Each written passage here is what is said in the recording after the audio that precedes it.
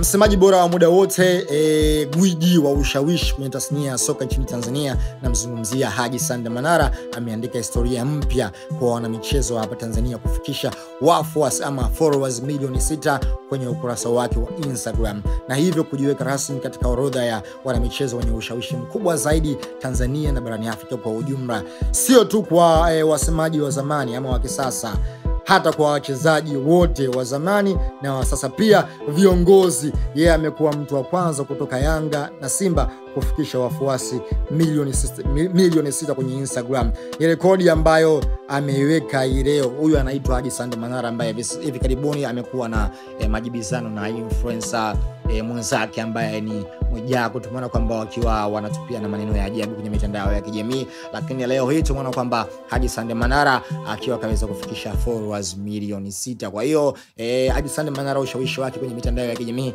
umezidi kuwa mkubwa, na watu wakizungumza kwamba Manara anayefahamika kwa uhodari wake wa kujenga hoja, kauli zenye kuleta ukakasi ama hamasa, mchango wake mkubwa katika kuinua hadhi ya vilabu vya Simba na Yanga wakati wa utumishi wake, ameendelea kuacha alama isiyofutika kwa mashabiki wa soka barani Afrika. Kwa hiyo huyu ndio Haji Sande Manara, lakini pia hivi karibuni ametoka kuachana na mpenzi wake ambaye ni Zelisa. So guys, by the way, niambia hapo chini kwenye comment section, lakini pia subscribe hapa Online kwa habari zaidi. Bye bye and see you the next one. Ciao.